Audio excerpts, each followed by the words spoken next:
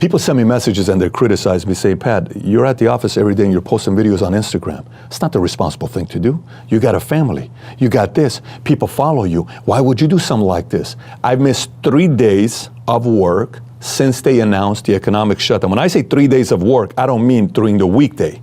I mean 3 Sundays of work. One of the Sundays I missed because I spent the entire day with my son, who was sick and tired of not being able to go back to school and being around his family and his peers. He missed it, and I had to have a very serious conversation with him. The other 2 days, I just dedicated to my family and friends, and we had a good time at the house. But every other day, including Saturdays and Sundays, I've been at the office every day. Many of you will not agree with this. Let me explain why I'm doing this. Somebody asked this question for me, and they said, Pat, you're being irresponsible. I said, why am I being irresponsible? Because you're going to work every day. I said, that's what I'm doing every day. You don't have to do this. This is what I chose to do this. Yeah, but it's not the responsible thing to do. Don't you see what's going on around the world? I said, you know, I see this in a different way than you do. How do you see this? I said, let me explain to you how I see this. One time a woman and I were talking. This is a very respectful woman, someone you would know. She gets up and she tells me, she says, you know what's the closest thing men will ever experience that's to giving birth? I said, what do you mean?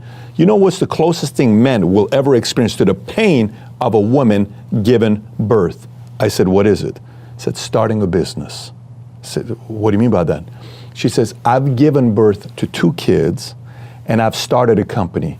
Giving birth was so painful when I went through it. But running a company was extremely painful, and it lasted a few years. I said, so what's your point with this? Says it's the closest pain I had. The agitation, the running out of money, the trying to keep people, the employees leaving you, customers being taken away from you by the competitors, sleepless nights, arguments with your husband, your wife, trying to keep your face together, your emotions together, trying to be a parent and cook and eat and exercise and, you know, make sure your mom and dad are good and your finances aren't good and you're meeting with the doctor and you're dropping off your kids at school and you're picking them up and you're doing homework and you're trying to be a good parent and you're trying to be a good spouse. All of that, and I'm about to run out of money starting my business. She said, it's the closest thing to having a baby when you have a startup. You see, a lot of people who've never started a business before, they just look at business owners and small business owners and they say, look at these guys, all they care about is money. All they want to do is the rich lifestyle. Starting a business to me is like having a baby, except it's my baby. I have 3 kids, Patrick, Dylan, Senna. I take a bullet for them. But I also have a baby that I started. That's a company. It's a very important thing to me. Why? We put everything into this company. Do you know for who? For Patrick, Dylan, and Senna. This is giving them 3 the life that they have today. For somebody to tell me you can't go to work, I'll pay $1,000 fine every day for me not to go to work. Now, I'm not telling you for you to do this. Let me be irresponsible. You may say that's not the right decision you're making. I'm making my decision. Here's why. We look at a lot of this data with people dying. You know, this many people died, that many people died, this many deaths, this many cases. I get it, believe me. There isn't anybody who loses a loved one that is gonna sit there and say, oh, it's just a normal thing to go through. I have empathy, I have compassion for all of them. I am in the insurance industry, and one of the toughest calls I ever liked getting is when the client called me telling me they died and they're sending me a death certificate. And I would get these stories of people that were our agents. I can't stand those calls. Can't stand those calls. I've had to make many of those calls. I can't stand them. I don't like them. And we have a decent sized agency, which means this has happened many, many times with our agents. I don't like to see the mother's face or the father's face or the husband's face and they're looking at me like, you know, I don't want that experience, but it's part of life. There was a book written back in 1982 by Barry Bluestone. I think the book is called Corporate Flight. And it gives us data with the cause of unemployment to the number of deaths, people dying, death. And he says per 1% of unemployment, 37,000 people die. What do you mean? When unemployment goes higher, 1%, 2%, 3%, cause of it is 37,000 people dying. Why? Well, suicide, stress, heart attack, not paying bills, stressed out, arguing with your wife, arguing with your kids, feeling guilty. A man not making money is not a good thing. Man wants to produce and make money. He feels better about himself. He stops having these negative thoughts because he's being useful. His life is worthy. There's a reason to want to live because you're part of a team, you're part of a company, you're creating something special. There's something significant about your life. You are contributing to society. And every time unemployment goes higher, It's 37,000, 37,000. So let's just say unemployment goes up 6%. What's 6% times 37,000? 220,000 people? Coronavirus, you can put the numbers right next to it. It's about the same number. Let's just say gets to that number. Right now it's around 60, 70,000 people. So this whole topic about this virus and this whole topic about everything we're talking about, I am not here to say, let everybody go back to work. Sweden never shut the whole thing down. They just said, we're not going to do places where it's over 50 people.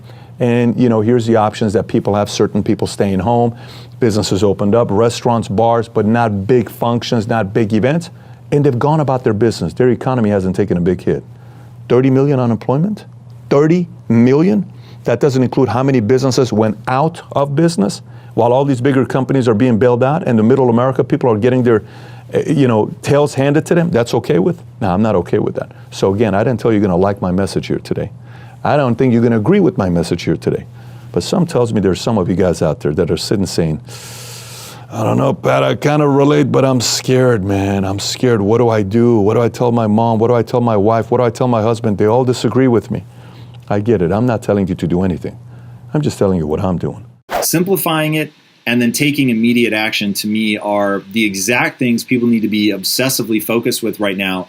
Because right now, like, first and foremost, if you're in a dire situation, take care of your basic needs, man. Like, don't worry about launching the next Facebook. Like, make sure that you've got a roof over your head, that you can put food on the table, right? And that's where a lot of people are going to crash and burn is, Maslow's hierarchy of needs has stood the test of time for a reason. Like, there are just certain things, safety, security, like, get those taken care of. And you may have to do a job that you didn't want to do, or you may have to call people up and be banging the phones if you've got a product that really has value and like, you don't know how to get it out. Like, you've got to think like a direct marketer.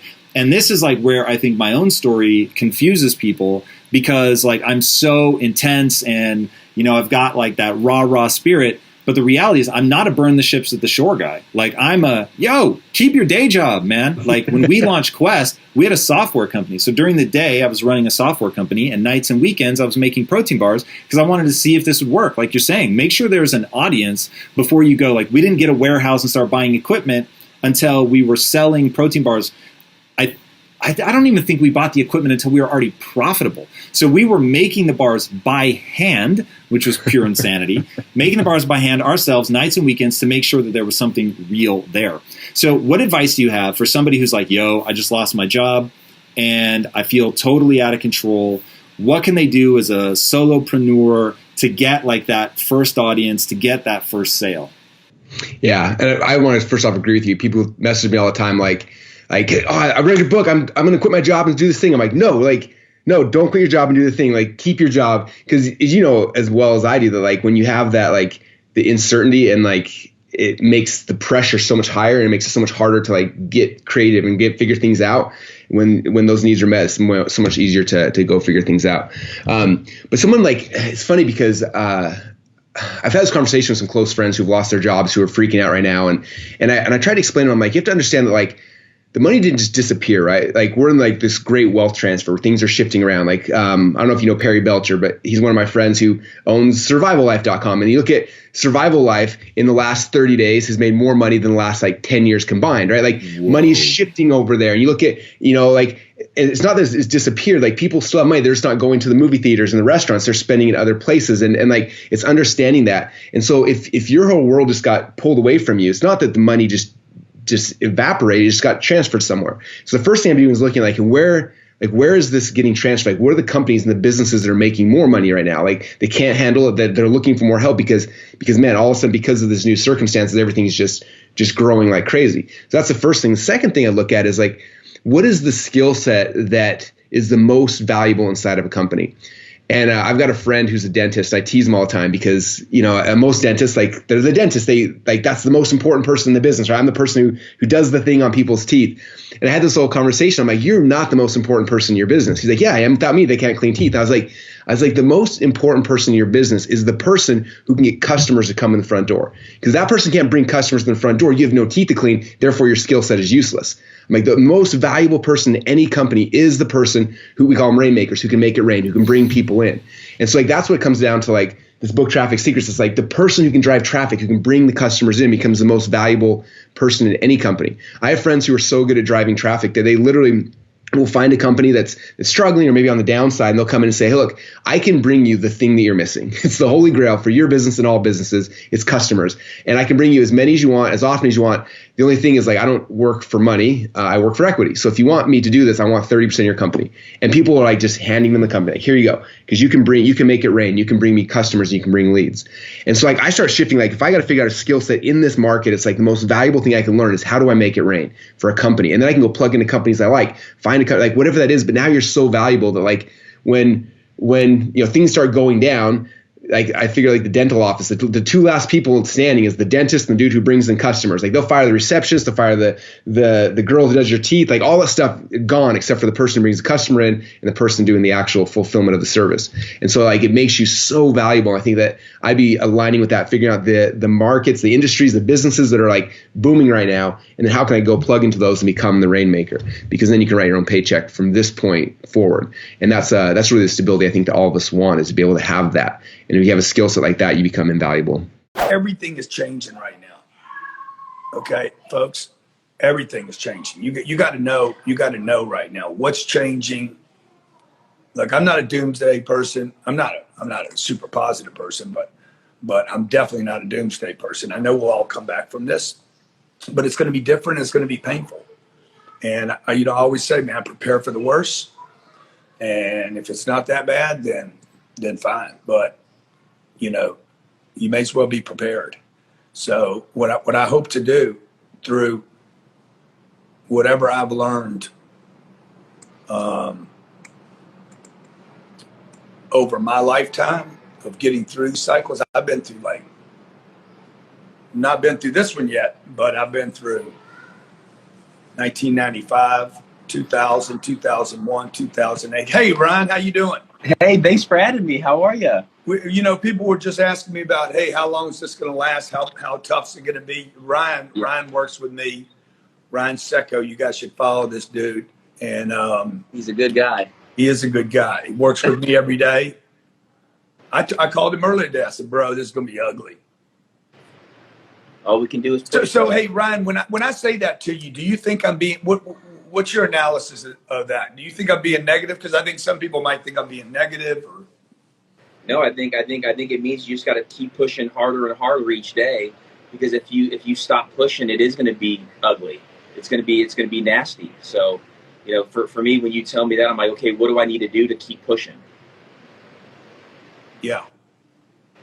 I mean, that's all we can do, right? I mean, when we're faced with anything, you always tell me, hey, Ryan, if there's a fire, go put it out. If you want more advice, wisdom, guidance from other successful entrepreneurs on how you can navigate the coronavirus situation, check out the video right there next to me. I hope you find it valuable. Continue to believe, and I'll see you there.